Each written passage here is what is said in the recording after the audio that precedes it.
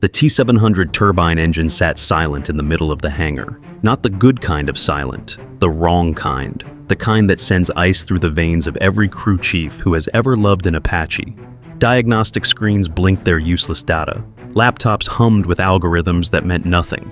6 certified mechanics stood around the machine like mourners at a funeral, and not one of them could tell you why it refused to live.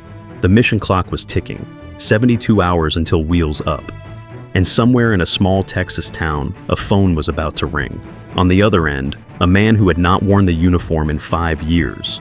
A man whose hands had coaxed life from dying birds in deserts halfway around the world.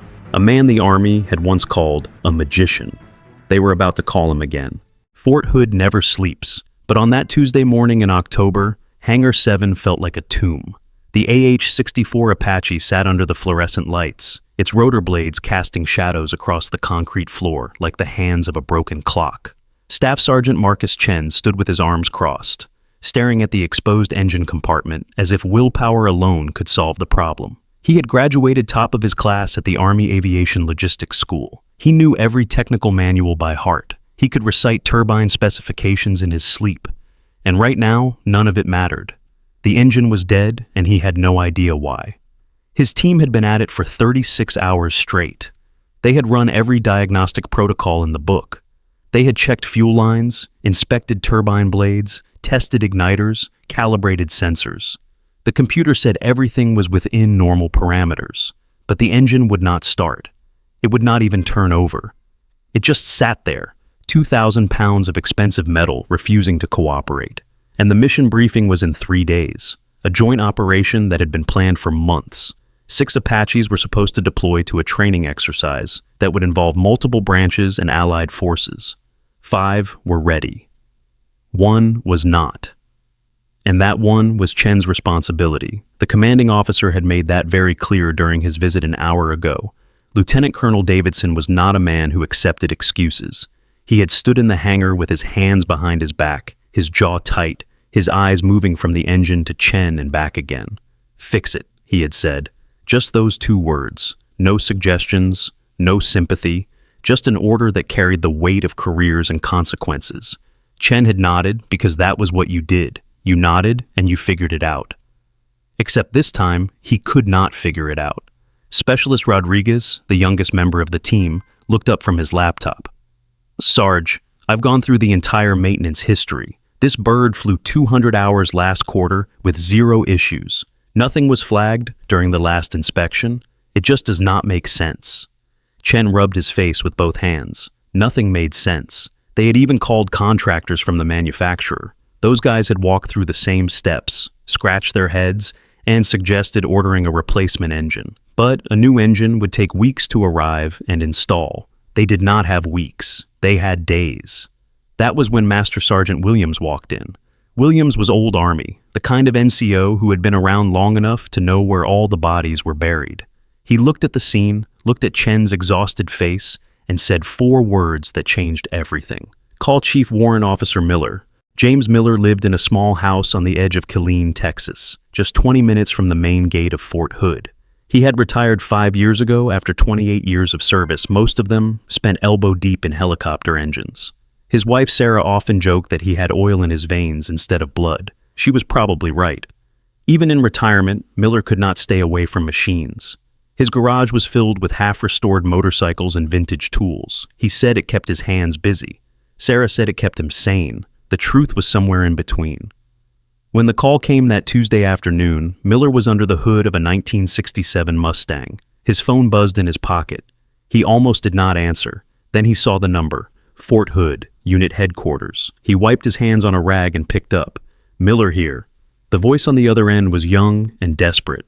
Staff Sergeant Chen introduced himself, explained the situation, and then did something that surprised Miller. He said, "Sir, I know you have not worn the uniform in a while, but Master Sergeant Williams said you are the only person who might be able to help us. We have tried everything." Miller was quiet for a moment. He looked at the Mustang, then at the sky, then at nothing in particular. "I will be there in 30 minutes. When Miller walked into Hangar 7, every head turned. He was 62 years old, but moved like a man who had spent decades working in tight spaces and uncomfortable positions. His hair was mostly gray, cut short in a style that had never really left the military. He wore jeans, work boots, and a faded t-shirt with the Apache logo on it. No ceremony, no fanfare, just a man who knew helicopters better than most people knew their own families. Chen stepped forward and extended his hand. "Chief Miller, thank you for coming." Miller shook it. "Just Miller now. Show me what you have got." The team gathered around as Miller approached the engine. He did not touch it at first. He just looked. His eyes moved slowly across the turbine housing, the intake, the exhaust, the mounting points. He walked around it once, twice. Then he stopped and closed his eyes. Chen glanced at Rodriguez. The younger mechanic raised an eyebrow. What was the old man doing? Then Miller opened his eyes and said, "Start your diagnostics again. I want to hear it." Chen nodded and fired up the laptop. The screen filled with data streams and error codes. Miller did not look at the screen. He leaned in close to the engine and listened, really listened. After a moment he said, "Now try to start it." Chen hesitated.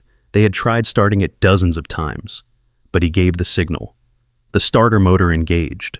The turbine shafts began to rotate, and then, nothing. The engine coughed once and died. Miller nodded as if he had just been told something important. "Again," he said. They tried again, same result. Miller stood up and crossed his arms. "Your computer says everything is fine because everything is fine, mechanically, but machines do not just run on parts. They run on timing, on rhythm, on 1,000 little things that only show up when metal has been under stress for too long." He pointed to a section of the turbine housing. "That mounting bracket has a micro fracture. Your sensors cannot see it, but it is there, and it is throwing off the alignment just enough to kill compression." Chen stared at the spot Miller had indicated. "How can you possibly know that?" Miller smiled. It was not a smug smile. It was the smile of a man who had seen this exact problem in a sandstorm outside Fallujah in 2004. "Because I've heard that cough before. 30 years ago, we did not have fancy computers. We had ears, we had instincts, and we had a rule. If an Apache does not want to start, you do not just check the engine. You check everything around it. Vibration does strange things to metal, especially on a bird that has logged as many hours as this one." Rodriguez pulled up the flight records. "Sir, this Apache has over 3,000 hours on the airframe, most of it in high-stress environments." Miller nodded. "Exactly. Now, get me a thermal camera and a torque wrench. We are going to do this the old way." Over the next 4 hours, Miller worked with a precision that bordered on artistry. He did not rush. He did not guess. Every movement was deliberate. He used the thermal camera to map heat signatures across the engine assembly, looking for irregularities that would indicate stress points. He found 3. The bracket he had identified was the worst, but there were 2 others that were close behind. "These parts are rated for 5,000 hours, Chen said, still trying to make sense of it. Miller glanced at him. "Ratings are for perfect conditions. You ever fly an Apache in perfect conditions, Sergeant?" Chen shook his head. "No, sir," Miller grunted. "Neither has this bird." He walked the team through every step. He showed them how to recognize the subtle signs of metal fatigue, how to feel for resistance in a bolt that should turn smoothly, how to listen to the harmonics of a turbine spin and know if something was out of the true. It was not magic. It was pattern recognition, built over decades of repetition. It was the difference between reading about flight and actually flying. "You kids have more education than I ever did," Miller said, as he carefully removed the damaged bracket. "But education teaches you what should happen. Experience teaches you what actually happens. You need both." Rodriguez watched Miller's hands as he installed a replacement bracket from the parts inventory. The old man's fingers moved with absolute certainty. No wasted motion, no hesitation. It was like watching a surgeon. "Chief, can I ask you something?" Miller did not look up. "Shoot," Rodriguez hesitated. "Why did you come back? You are retired. You do not owe us anything."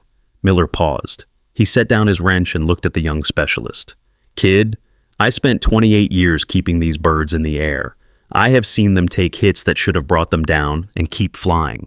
I have seen them bring soldiers home when nothing else could. When you call and say one of them is hurting, I do not think about whether I owe you anything. I think about the pilots who are going to strap into this seat. I think about the mission. And I think about the fact that if I can help, I damn well better help." He picked up the wrench again. "That is what we do. That is what we have always done." It was nearly midnight when Miller finished. He had replaced 3 brackets, recalibrated the mounting points, and balanced the turbine assembly by hand, using techniques that were not in any current manual.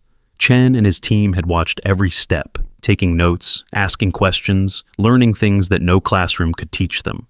Now, they stood in a semicircle around the Apache as Miller wiped his hands one last time. "All right," he said, "let us see if she wants to talk." Chen climbed into the cockpit and ran through the startup sequence. The battery hummed, the igniters clicked, and then, with a sound like thunder rolling across distant hills, the T-700 engine roared to life. The turbine spun up smoothly, the whine building to that perfect pitch every Apache pilot knows by heart. The hangar filled with the smell of jet fuel and hot metal. Rodriguez actually laughed out loud. Williams, who had been watching from the corner, allowed himself a rare smile. Chen shut down the engine and climbed out. He walked straight to Miller and did not bother hiding the emotion on his face. "Sir, I do not know how to thank you." Miller shook his hand. "You just did, and you learned something tonight. That is thanks enough." He looked at the rest of the team. "Technology is a beautiful thing. It saves lives. It wins wars. But do not ever forget that machines are built by people and maintained by people. The best mechanic is the one who knows when to trust the computer and when to trust his gut. You will figure out which is which. Just takes time." He walked toward the hangar door. Before he left, he turned back. "Oh, and Sergeant Chen, when you write up your report, you can say you found the problem through systematic analysis. You do not have to mention the old guy." Chen smiled. "With respect, sir, I absolutely have to mention the old guy." Miller nodded, and then he was gone. If this story reminds you why experience matters, why the old guard still has something to teach, and why we never stop answering the call, leave a comment below. Share this with someone who served or someone who needs to hear it. And subscribe to BR Veteran Stories, because every veteran has a story worth telling, and we are here to tell them all.